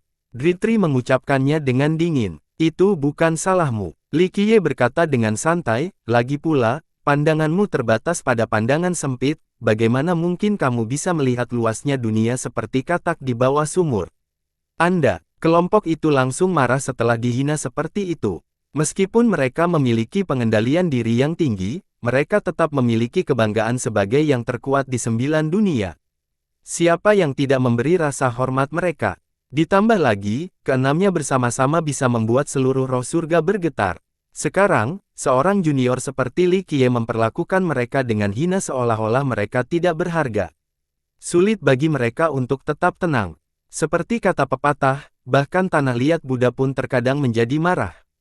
Rekan Daois Li, sebuah kesempatan tidak akan pernah kembali jika Anda gagal memanfaatkannya untuk pertama kalinya. Feng Yun memperhatikan kesombongannya dan berkata, kamu memang cukup kuat tetapi meskipun kamu memiliki kelebihan hari ini, menurutku kamu tidak akan bisa melarikan diri. Pikirkan baik-baik daripada mengikuti emosi Anda. Yang ditanggapi oleh Li Qiye, saya selalu bertindak dengan hati-hati, tidak pernah diliputi oleh emosi. Tetapi jika Anda ingin saya membuat pilihan, saya juga akan memberi Anda pilihan. Oleh karena itu, dia menatap Feng Yun dan berkata, kamu adalah bakat yang langka. Jika Anda bersedia dan bekerja untuk saya akan mengajari Anda satu atau dua hal. Ini akan menjadi manfaat seumur hidup. Dia kemudian melirik ke arah yang lain, sedangkan kalian semua, tidak ada nilai yang bisa ditemukan di sini. Terlalu tua dengan umur yang layu, hanya sekelompok orang yang akan mati. Dari segi kekuatan, bahkan pada level kaisar penyerang, sama sekali tidak berguna. Tapi saya orang yang penyayang. Bunuh sekarang dirimu dan aku akan mengampuni keturunan dan sektemu. Kalau tidak, aku akan menghancurkan mereka juga. Rahangnya jatuh ke tanah di depan cermin surgawi. Dunia mengetahui keagresifan Li Qiye yang tidak terkendali tetapi sekarang, dia ingin Feng Yun tunduk dan 5 orang lainnya melakukan bunuh diri agar sekte mereka tidak mengalami kehancuran. Tidak ada kata-kata untuk menggambarkan pertunjukan angkuh ini. Jika bukan karena eksploitasinya yang termasyhur sebelumnya, orang lain akan berpikir tak terpecahkan saat ini, dalam hal menyombongkan diri. Sayangnya, mereka yang melihatnya beraksi tidak merasakan hal yang sama sekali. Jika pernyataan ini tidak berasal dari kesombongan dan ketidaktahuan, gerakan pembunuh macam apa yang dia miliki untuk menghadapi 6 keberadaan yang tak terpecahkan ini? Orang-orang tidak bisa tidak memikirkan dengan hati-hati. Mereka tidak bisa membayangkan situasi di mana dia bisa membunuh keenamnya. Namun dilihat dari sikapnya, sepertinya dia sangat percaya diri dalam menjalankan tugas sederhana ini. Kebingungan pun terjadi, tidak ada yang tahu apa yang tersisa di gudang senjatanya. Apakah dia seorang kaisar? Seseorang yang datang? Tentu saja, mereka semua tahu bahwa ini tidak mungkin karena mereka akan sadar jika dia telah berubah menjadi salah satunya. Hahaha, Dual Child tertawa terbahak-bahak saat ini, menghancurkan sekte kita. Apakah ini sebuah ancaman? Dia tertawa riuh dan tidak peduli sama sekali karena sektenya sudah menurun. Baik garis keturunan nenek moyang, maupun sekte ibu pohonnya telah merosot. Faktanya, dia juga tidak mempedulikan mereka karena fokusnya adalah pada dirinya sendiri dan perpanjangan hidup. Dia tidak pernah peduli tentang kesejahteraan sekte-sekte ini. Silakan dan buat ancamanmu setelah kamu meninggalkan tempat ini hidup-hidup. Pohon kering mencibir. Sama seperti Dual Child, Dritri tidak peduli. Meskipun ada rumor bahwa dia adalah ayah pohon yang dihidupkan kembali, sektenya telah lama mati jadi ini bukanlah ancaman baginya. Di tempat ini, hanya Shen Mengtian, Krik Bambu, dan Raja Stygian yang masih memiliki sekte. Ling Fengyun sendiri bukan dari Roaring Khons. Hancurkan sekteku. Krik Bambu mencibir, hanya bersamamu. Jauh dari memenuhi syarat untuk mengatakan demikian. Dia mengungkapkan dengan penuh keyakinan. Tera leluhurnya memiliki 3 pohon leluhur dan dianggap sebagai salah satu garis keturunan terkuat di roh surga. Itu juga dikenal sebagai lokasi yang tidak bisa ditembus. Bahkan kaisar pun tidak bisa menerobosnya. Coba pikir, 1 pohon leluhur saja sudah cukup kuat. Sekarang bayangkan 3, hanya Tera saja, tidak bisa mencapai puncak, tidak ada yang sulit untuk menghancurkannya. Li Qiye mencari sebagai jawaban. Ekspresi Krik Bambu berubah jelek. Jika dia lebih muda, dia akan menunjuk ke arah Li Qiye dan mengutuk. Namun, dia bisa tetap tenang di usianya dan hanya memusatkan perhatiannya. Feng Yun hanya menghela nafas pelan. Dia benar-benar ingin melindungi Li Qiye tapi sikapnya terlalu jelas, tidak ada ruang untuk negosiasi, hanya pertarungan sampai mati dalam situasi ini. Hah, siapapun bisa menyombongkan diri. Dritri menjawab dengan dingin, Li Qiye, kesabaran kami terbatas. Serahkan 9 daun itu atau kami akan membiarkanmu merasakan nasib yang lebih buruk daripada kematian. Dritri telah kehilangan kesabarannya. Dia berbeda dari orang lain yang juga menginginkan metode untuk 13 istana. Tujuannya jauh lebih sederhana, hanya 9 daun. Selain tidak bisa mengatakan tidak kepada Dual Child, dia juga membutuhkan 9 daun. Dia sebenarnya ingin merebut item itu sendiri bersama Dual Child. Di sisi lain, Shen Mengtian, Krik Bambu, dan Stygian memiliki rencana dan perhitungannya sendiri, beberapa di antaranya untuk kepentingan sekte mereka.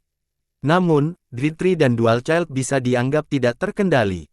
Mereka dapat membayar berapapun harganya untuk 9 daun tersebut termasuk menyergap yang lain untuk memonopoli harta karun tersebut. Kamu sendirian dulu atau semuanya bersama-sama? Li Qiye menatap pria yang tidak sabar itu dan tersenyum. Sikap meremehkan ini semakin membuat marah Dritri karena dia adalah karakter yang menghalangi dunia sebelumnya. Junior, kamu memang kuat tetapi jika kamu pikir kamu bisa mengalahkan kami berenam sendirian, kamu terlalu memikirkan dirimu sendiri. Dritri mencibir, saya sendiri yang cukup untuk memberi Anda pelajaran dan menunjukkan betapa luasnya langit dan bumi. Dia tahu Li Qiye sangat kuat namun dia juga percaya diri dengan kekuatannya sendiri. Bahkan jika dia tidak bisa membunuh junior ini, dia masih bisa melawannya selama beberapa ribu gerakan. Beri aku pelajaran. Li Qiye mendengar jawaban agresif dari musuhnya dan berkata, kamu hanyalah sehelai daun yang tumbuh dari pohon kering. Apakah kamu benar-benar mengira kamu adalah ayah pohon yang bereinkarnasi? Dengan kemampuanmu yang dangkal, apalagi memberiku pelajaran, kamu tidak akan bisa bertahan dalam satu gerakan pun.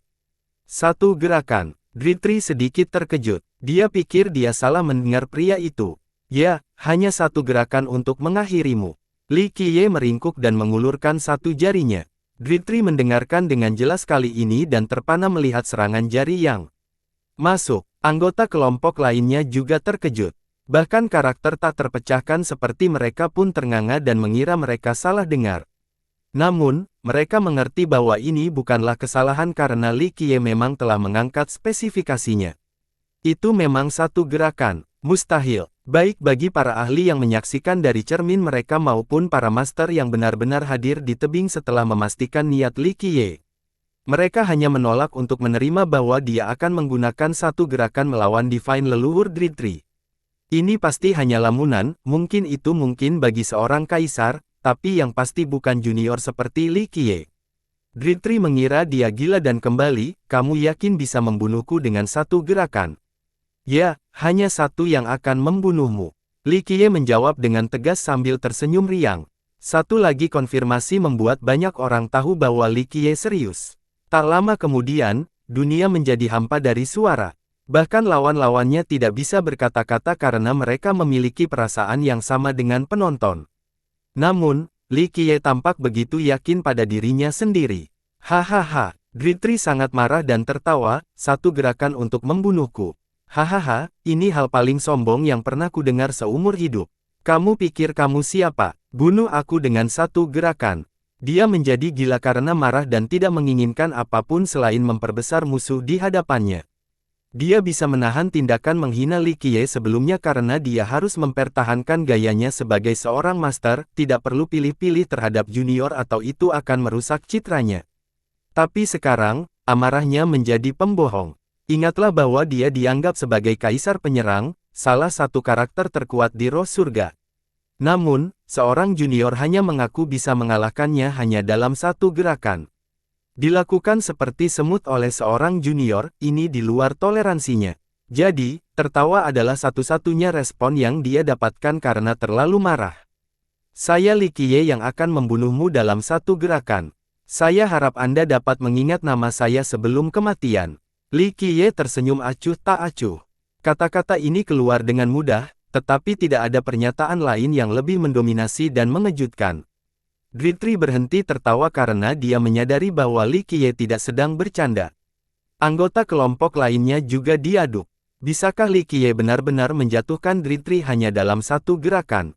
Dia dengan dingin mengucapkan, Junior, tidak ada seorang pun yang bisa melakukan hal tersebut di luar Kaisar Abadi, dan itu harus merupakan sebuah gerakan yang diberdayakan oleh kehendak surga.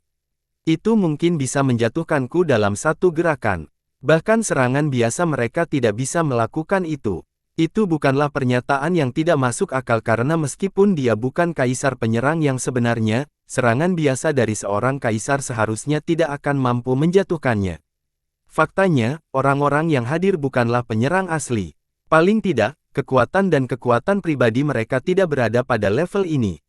Misalnya, Dritri cukup kuat, tetapi ia memiliki beberapa kelemahan yang fatal. Inilah alasan mengapa dia tidak bisa menjadi ayah pohon.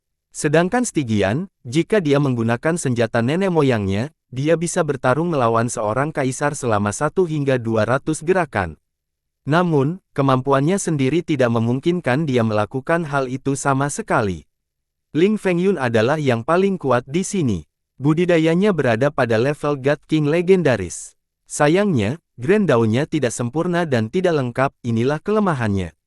Namun demikian, rumor mengatakan bahwa dia tidak menggunakan kekuatan eksternal apapun dan masih bertarung melawan Kaisar Abadi Aohai selama beberapa ratus gerakan. Dengan demikian, kekuasaannya diakui secara luas. Orang luar mungkin berpikir bahwa Stygian dan kelompoknya adalah kaisar penyerang, tetapi para master sebenarnya meremehkan gelar mereka. Di mata mereka, kelompok Stygian tidak memenuhi syarat untuk dianggap sebagai penyerang. Ling Fengyun adalah satu-satunya yang memuatnya. Bahkan jika dia sedikit lebih lemah dari penyerang sebenarnya, dia berasal dari sekte kecil dan mencapai levelnya saat ini dengan tekadnya yang lemah menyerah. Dengan demikian, para master sejati mengakui prestasinya. Secara keseluruhan, bahkan jika Dritri bukanlah seorang penyerang asli, dia tidak percaya bahwa Li Qiye dapat menjatuhkannya dalam satu gerakan karena bahkan seorang kaisar pun tidak dapat melakukannya. Kamu hanya memiliki kekuatan God King 9 dunia, namun kamu pikir kamu benar-benar penyerang. Li Qiye tertawa kecil dan berkata pelan, bahkan dengan segel ayah pohon sejak lahir yang memberdayakanmu, membuatnya menjadi sedikit lebih kuat dari God King 9 dunia biasa, kamu tetaplah God King 9 dunia. Karena kamu bahkan bukan seorang God King legendaris, satu gerakan saja sudah lebih dari cukup. Apa itu God King legendaris? Banyak junior yang belum pernah mendengar gelar ini sebelumnya, sehingga mereka harus bertanya kepada leluhurnya. Pucak Dewa, nenek moyang tertua dari sebuah sekte memasang ekspresi serius, legenda menyatakan bahwa ini adalah dunia nyata untuk menjadi kaisar penyerang. Orang-orang mengatakan bahwa dahulu kala, Ling Fengyun menjadi God King legendaris. Siapa yang tahu apakah ini benar atau tidak? Dritri berteriak, meskipun aku bukan God King legendaris, aku masih bisa melawanmu. Dritri tidak tahu di mana harus memasang wajah lamanya setelah Li Qiye mengungkapkan latar belakang. Bagi orang-orang setingkat mereka, disebut sebagai kaisar penyerang adalah suatu kemuliaan tertinggi. Semua orang di dunia tahu bahwa kaisar abadi tidak dapat disentuh. Mampu menyerang seseorang adalah pencapaian yang luar biasa. Apalagi kalah dari mereka setelah konfrontasi adalah hal yang megah. Ini sudah cukup bagi dunia untuk memuji mereka selama satu generasi. Meskipun dia belum pernah bertarung dengan seorang kaisar sebelumnya, gelar ini memberinya kegembiraan dan kemuliaan. Namun, sumber kebanggaannya ini telah diinjak-injak oleh omongan Li Qiye. Bagaimana mungkin dia tidak marah?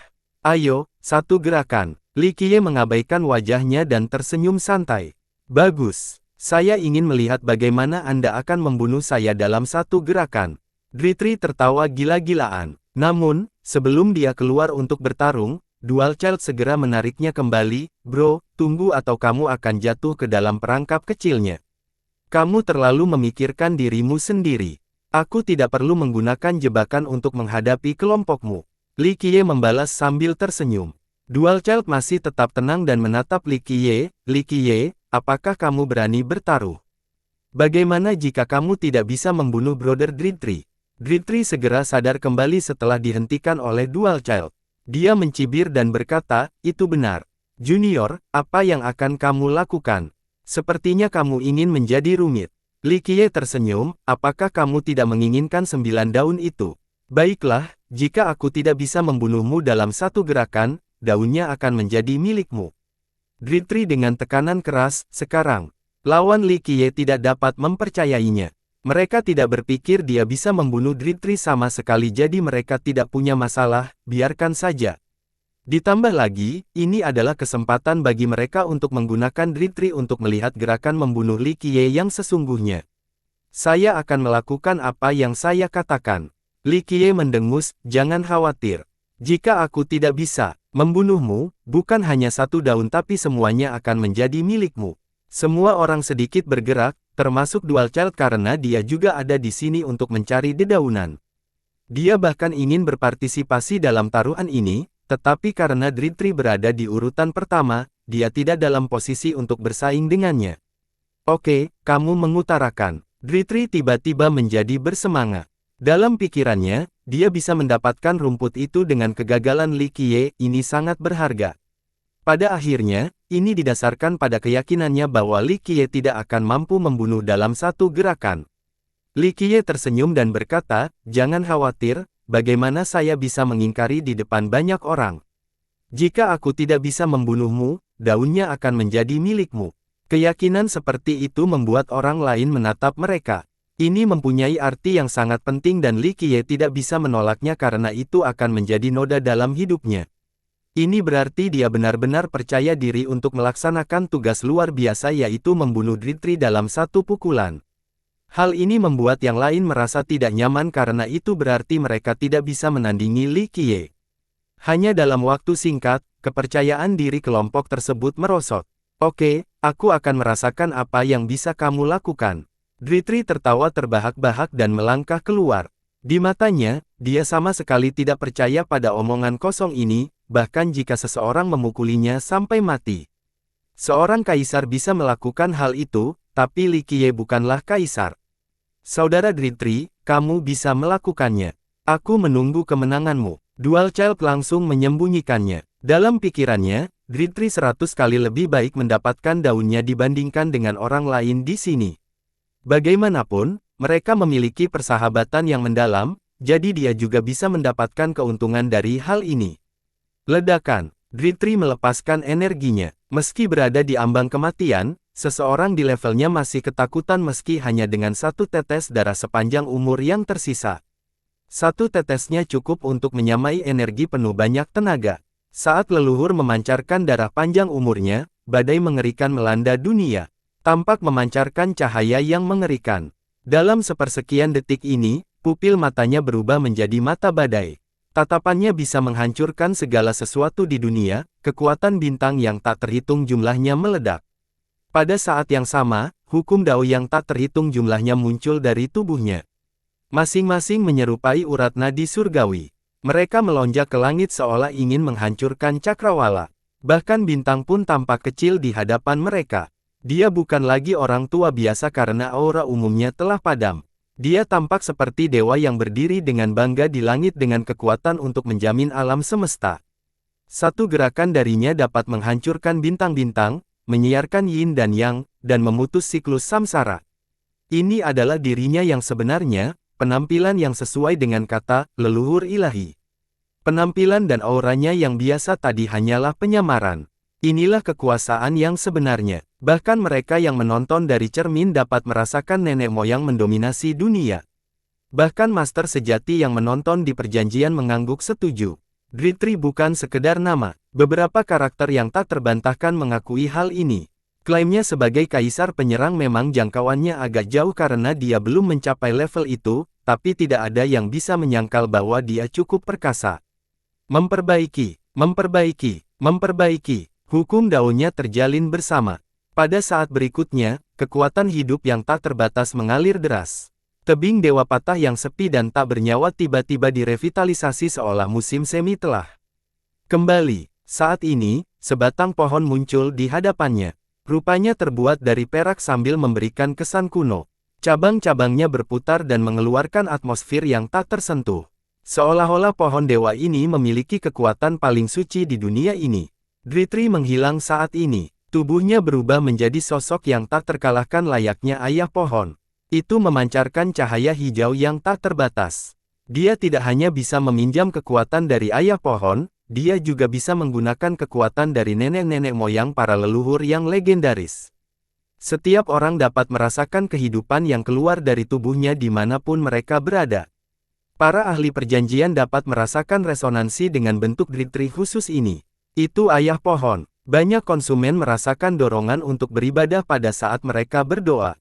Tidak, seorang leluhur menghela nafas secara emosional, ini adalah segel dari pohon ayah, benda paling berharga dari Dritri dan alasan mengapa dia bisa menggunakan kekuatan ini.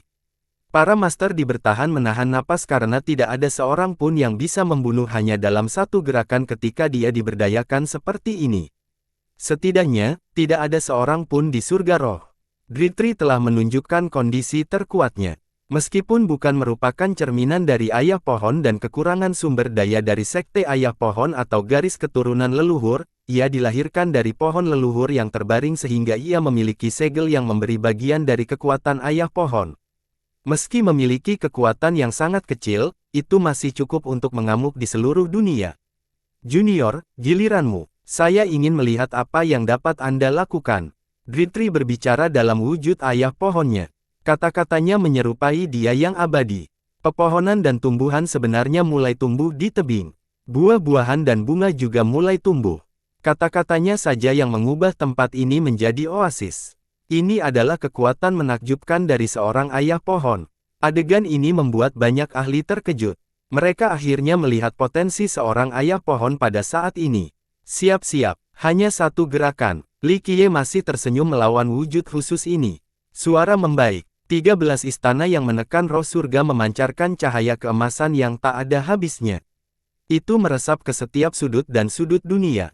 7 paviliun bela diri di Laut Setan Naga, Pulau Emas di Laut Giok, dan 4 cabang Bucun di Laut Jurang Neraka. Semua ruang di dunia ini dipenuhi oleh cahaya ini. Bang! Dalam sepersekian detik ini, pembuluh kehidupan, Genesis, dan Atanasia muncul di atas kepalanya.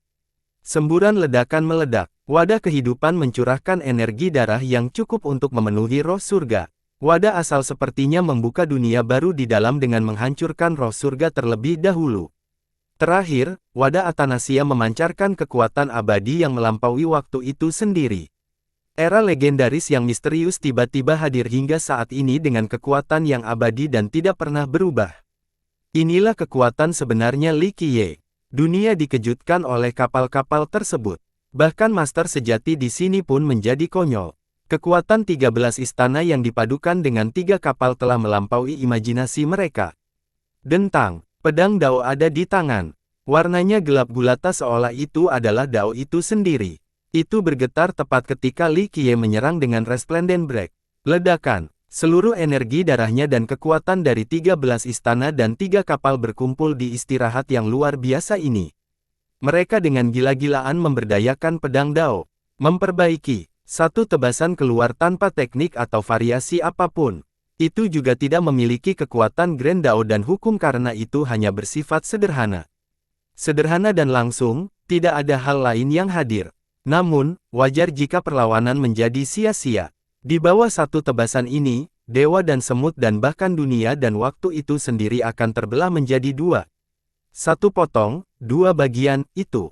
Ini adalah tatanan alami dunia dan sama sekali tidak mungkin digagalkan. Hasilnya sudah ditentukan terlepas dari keberadaan musuhnya. Sebuah tengkorak muncul tinggi sebelum beredar guling di tanah. Kepala Divine leluhur Dritri didistribusikan guling di tanah dengan mata terbuka lebar. Itu masih berkedip selama proses penggulungan. Bahkan pada saat kematiannya, dia tidak mengerti apa yang terjadi. Dia mempunyai kekuatan yang dimiliki oleh seorang ayah pohon, namun dia tidak bisa menahan tebasan yang sama sekali untuk memenggalnya. Itu adalah kebingungan tentang kekuatan pedang. Itu menangkap semua miliknya, vitalitas, kekuatan, dan budidayanya. Ada terlalu banyak pertanyaan pada saat kematian, sebuah akhir yang tidak dapat diselesaikan. Engah, saat mata terpejam, leher Ing terpenggal itu akhirnya menyemburkan darah tinggi-tinggi seperti pegas saat tubuh tanpa kepala itu jatuh lurus ke bawah. Detik berikutnya, roh surga kembali. Semua keberadaan terasa tercekik. Bahkan para ahli terkuat dan para dewa 9 dunia merasa seolah-olah mereka sedang dicekik. Mereka tidak bisa bergerak atau menolak sama sekali. Dao pemenggalan kepala, serangan pamungkas dari pedang Dao. Sangat sulit untuk melakukan gerakan ini. Mungkin ini adalah sebuah keistimewaan bagi Kaisar Abadi setelah mengerahkan seluruh kekuatan mereka. Apalagi Li Qiye sangat berpengaruh setelah menggunakan serangan ini. Energi darahnya habis, jadi dia menjadi pucat. Tanpa 13 istana dan 3 kapal yang mendukungnya, bahkan Resplendent Break miliknya tidak dapat melepaskan dao pemenggalan kepala. Dalam pikiranku, menggunakan pembantaian kekaisaran dan pemusnahan surgawi tidaklah terlalu sulit. Namun, untuk senjata seperti pedang dao, serangan pamungkasnya lebih sulit diaktifkan daripada mencapai langit. Semua orang kehilangan suara dan napasnya. Beberapa detik yang lalu, mereka skeptis terhadap klaimnya. Pencapaian pertempuran seperti itu akan dicatat dalam sejarah, sesuatu yang benar-benar sebanding dengan pencapaian para kaisar.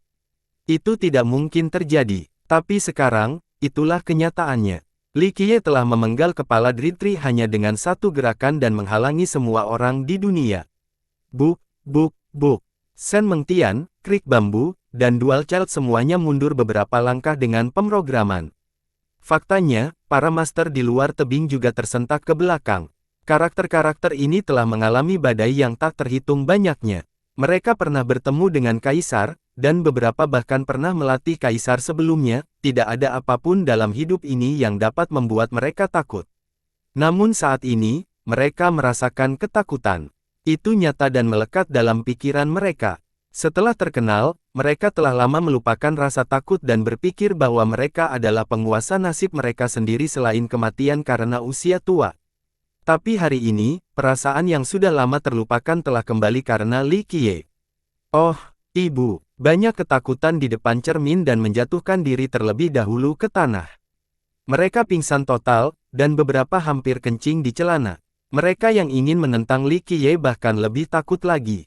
Setelah hari ini, dia selamanya akan menjadi bayangan mereka. Di masa depan, mereka bahkan mungkin tidak memiliki keberanian untuk berdiri tegak di hadapannya dan harus pingsan saat melihatnya. Seorang master di luar tebing berjemur, "Hei, gerakan apa itu?" Tidak ada yang tahu jenis tebasan itu atau dari mana asalnya, bahkan orang seperti Ling Fengyun pun tidak tahu. Sobat, hal paling berwawasan yang pernah kulakukan dalam kehidupan adalah tidak main-main dengan Li Qiye. Seorang leluhur terkejut saat melihat dari cerminnya. Itu dia, terlalu lemah. Li Qiye menyingkirkan pedang dao dan tersenyum, hanya segel ayah pohon, bukan sumbernya. Dritri memang kuat. Sayang sekali dia hanya memiliki sebagian dari kekuatan ayah pohon jadi itu tidak cukup. Setelah menenangkan diri, Dual Child berseru, "Serangan pamungkas." Karena didikannya, dia berpengetahuan luas dan langsung memahami apa yang sedang terjadi. Gemuruh, rupanya dia menjadi gila dan mengeluarkan semua senjatanya termasuk harta karun sejati Kaisar Abadi. Dia tidak mengizinkan mengerahkan seluruh energi darahnya pada senjata-senjata ini. Harta karun yang sebenarnya telah terbangun dan sosok yang agung keluar. Aura kemenangan menyerang dunia ini dan membuat roh surga bergetar. Di dunia ini, tidak banyak orang yang bisa menggunakan senjata-senjata ini, terutama senjata asli. Namun, sebagai anak seorang kaisar, lebih mudah baginya untuk membangunkan senjata ayahnya. Ledakan, Ling Fengyun dan yang lainnya dengan cepat melepaskan senjata mereka yang tidak dapat diubah juga. Refleksi ilahi Shen Mengtian muncul dengan barang antik mengambang di dalamnya, tidak ada yang tahu apa itu, tapi auranya bisa meruntuhkan langit. Ling Fengyun tidak memiliki senjata pemukulan, tetapi dengan lambaian tangan, banyak senjata Dewa Laut dari Roaring Khons terbang keluar. Tak lama kemudian, senjata-senjata tersebut melayang di sekelilingnya dan bertindak sebagai perlindungan. Seperti Krik Bambu, banyak senjata yang ditinggalkan oleh ayah pohon yang mencurahkan kekuatan hidup mereka yang tak ada habisnya dan menutup ruang di sekitarnya. Pada saat yang sama, Stygian melepaskan benda leluhurnya juga. Benda ini dikelilingi oleh energi primordial, tapi masih bisa menakutkan bagi dewa. Hanya dalam sepersekian detik, orang-orang ini paham bahwa betapa kuat dan tak terjangkaunya mereka tidak bisa menahan pedang Li Qiye dengan tubuh mereka. Mungkin bahkan senjata mereka tidak akan mampu melakukan hal tersebut di luar senjata kerajaan. Oleh karena itu, mereka menciptakan penghalang yang kuat dengan senjata mereka. Apalagi jika Li Qiye ingin membunuh mereka, dia harus melalui senjata ilahi ini terlebih dahulu. Senjata kekalahan mungkin bisa dihancurkan, tapi beberapa di antaranya pasti bisa bertahan lebih lama dari satu serangan. Hal ini terutama berlaku untuk harta karun sejati yang tidak akan pernah hancur dalam satu pukulan pun. Meski telah melakukan banyak persiapan, kelompok itu masih pucat dan gemetar di dalamnya. Sekaligus atau satu persatu membuatku lelah. Li Qiye tersenyum pada kelompok itu. Semua orang menyaksikan dengan napas tertahan. Tebasan Li Qiye sebelumnya telah menghalangi kelompok Shen Mengtian dan membuat mereka merasa takut. Mereka saling melirik dan mendapati diri mereka sedang menunggangi seekor harimau, tidak ada kesempatan untuk turun. Jika mereka lari tanpa perlawanan, reputasi mereka akan terhapus. Butuh darah dan keringat untuk membangun gengsi dan status yang mereka miliki saat ini. Jadi, jika mereka tidak memiliki keberanian untuk melawan seorang junior, tidak mungkin mereka bisa menunjukkan wajah mereka lagi di masa depan. Mereka akan selamanya hidup dalam bayang-bayang. Jika mereka tidak bisa mengalahkan iblis dalam diri mereka, tidak ada gunanya melihat dunia lagi. Namun, mereka merasa tidak mampu berkonfrontasi secara langsung, karena mereka bukanlah tandingan Li Qiye. Ling Fengyun akhirnya mengerti mengapa Li Qiye berkata bahwa dialah yang menguasai situasi ini. Mereka tidak memenuhi syarat untuk membuat persyaratan apapun. Ini hanya pertarungan. Fengyun menarik napas dalam-dalam dan perlahan berkata, seorang yang mungkin selalu mengejar batas tanpa akhir. Mati dalam pertempuran juga merupakan nasib seorang yang terampil. Dia tidak ingin lari dan kehilangan seluruh hidupnya. Mata Shen Mengtian berbinar saat dia menatap wajah pucat Li Qiye dan memberitahu yang lain, energi darahnya sudah habis, kita harus bekerja sama dan bertarung. Mereka juga mengamati wajahnya dan dapat melihat bahwa tebasan pedang sebelumnya telah menghabiskan banyak kekuatan. Dalam keadaan biasa, kelompok ini tidak memiliki masalah dalam pertempuran. Sayangnya, setelah apa yang baru saja mereka saksikan, mereka masih ragu meskipun Li Qiye dalam kondisi lemah. Li Qiye sangat terhibur. Dia menatap kelompok yang tidak memiliki ruang untuk maju atau mundur. Sekarang bagaimana? Kemana perginya sikap dominan Anda? Bukankah Anda sudah yakin akan kemenangan tadi dan ingin memberikan syaratnya? Mengapa semua orang mengecilkan kepala mereka ke dalam cangkangnya? Apakah kamu ingin menjadi kura-kura? Ekspresi kelompok itu berubah menjadi tidak sedap dipandang setelah mendengar degradasi tersebut, tetapi mereka tahu bahwa dia sedang menyemangati mereka. Sayangnya, tidak ada jalan lain selain bertarung karena mereka tidak ingin kehilangan gengsi. Stygian Monarch berteriak, "Junior, berhentilah bersikap arogan." Pemenangnya belum terhenti. Li Qiye dengan santai menatap mereka dan tersenyum, "Kalau begitu, datanglah. Bahkan jika kalian berlima bertarung bersama, aku akan tetap membantai kalian semua." Dulu, siapapun yang mengucapkan kata-kata seperti itu akan dianggap orang gila. Namun, sekarang hal itu cukup menakjubkan karena datangnya dari Li Qiye. Para ahli yang menonton dari cermin merasakan rambut mereka berdiri tegak. Kelima ahli itu saling melirik dan langsung mencapai kesepakatan. Mereka berada di pihak yang sama, jadi apapun rencana mereka di masa lalu, mereka harus bekerja sama sekarang agar bisa meninggalkan tempat ini hidup-hidup. Krik Bambu meraung, "Pergi." Meskipun dia adalah seorang lelaki tua dengan wajah kekanak-kanakan, ketika dia ingin bertarung, niat bertarungnya menjadi sangat kuat seolah-olah dia adalah seorang raksasa. Ledakan. Para ahli yang mengikutinya melepaskan semua vitalitas mereka. Vitalitas Krik Bambu menyatu dengan mereka dan kemudian semuanya mengalir ke dalam tubuhnya. Dengan ledakan lainnya, perlengkapan Stygian menyalurkan energi mereka juga dan menyatu dengan energinya sendiri. Kelompok Shen Mengtian juga memberikan energi.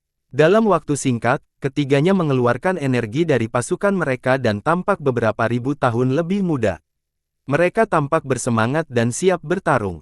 Mata mereka berbinar sementara tubuh mereka dipenuhi energi. Meminjam vitalitas. Banyak leluhur yang secara emosional menghela nafas karena iri. Hal ini mustahil bagi banyak dari mereka.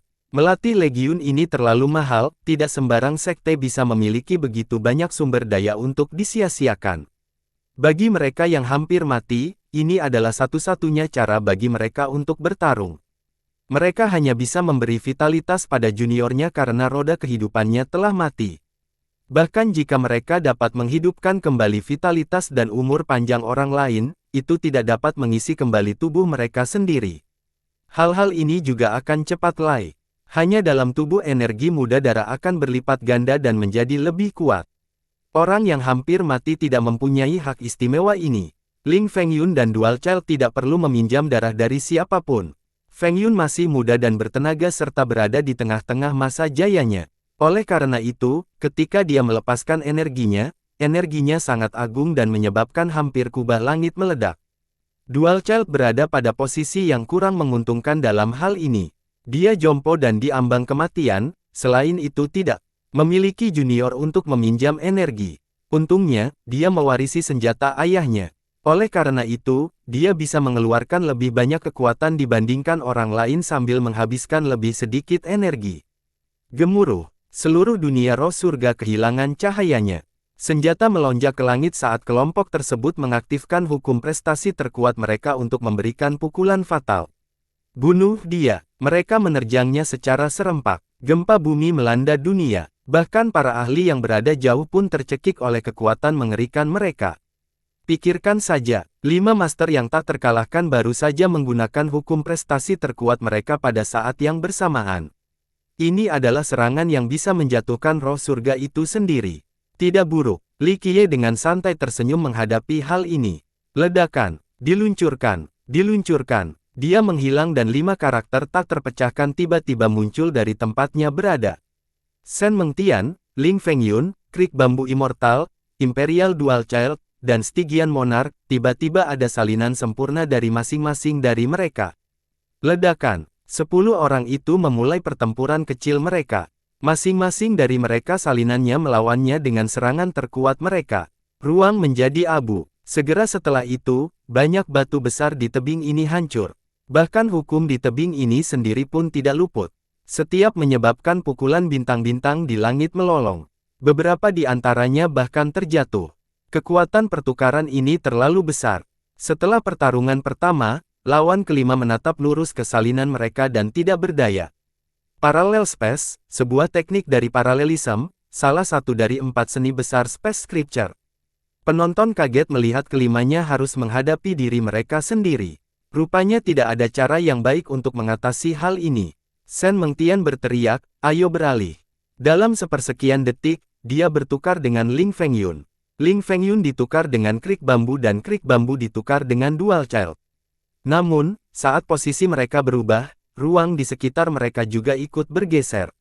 Kelima salinan tersebut juga membuat perubahan yang diperlukan. Pada akhirnya, mereka tetap harus menghadapi diri mereka sendiri di dalam ruang khusus. Belum lagi para ahli yang menonton dari cermin mereka, bahkan para master yang berada tepat di luar tebing tidak bereaksi terhadap manipulasi spasial semacam ini. Jika trik seperti itu dapat menghancurkan ruang paralel saya, itu tidak akan terlalu istimewa. Li Qiye muncul di tempat yang berbeda dan tertawa santai. Jika teknik ini bisa ditangani dengan begitu mudah, Space Scripture tidak akan bisa mencapai popularitasnya. Mati, kelompok tersebut meluncurkan serangan ke Li Qiye. Mereka memahami bahwa satu-satunya cara untuk menghilangkan manipulasi spasial ini adalah dengan membunuh. Ledakan. Namun, ketika mereka mengincar Li Qiye, salinannya menggandakan serangan yang sama terhadap mereka. Gemuruh. Kedua belah pihak menelepon, menyebabkan langit berguncang dan matahari serta bulan kehilangan warnanya. Eksistensi yang tak terhitung jumlahnya di surga roh ketakutan. Niat membunuh dari pertempuran sebesar ini melanda seluruh dunia. Ini tampak seperti berhenti bagi semua makhluk. Ikan-ikan menyelam lebih dalam ke lautan sementara burung-burung bersembunyi di sarangnya. Rasa takut menguasai mereka sepenuhnya. Mengaktifkan. Saat pertarungan semakin panas, Dual Child melolong dengan gila. Dia melepaskan serangan pamungkas dari harta karunnya yang sebenarnya. Ini mungkin bukan tingkat pemusnahan surgawi, tapi jaraknya sangat dekat. Meskipun salinan Dual Child juga meniru serangan pamungkas yang sama, ia sebenarnya kalah dalam pertukaran ini dan harus mundur beberapa langkah. Dalam sepersekian detik ini, Dual Child langsung mengerti dan berteriak, gunakan serangan pamungkas senjatamu, senjata itu tidak bisa meniru kekuatan penuh harta karun. Dengan itu, 4 orang lainnya dengan cepat melepaskan jurus senjata terkuat mereka. Aura ayah pohon, dewa laut, dan kaisar abadi mengamuk di seluruh roh surga. Seolah-olah makhluk-makhluk ini hidup kembali dan ingin menghancurkan roh surga untuk mengembalikannya ke bentuk aslinya. Bersambung.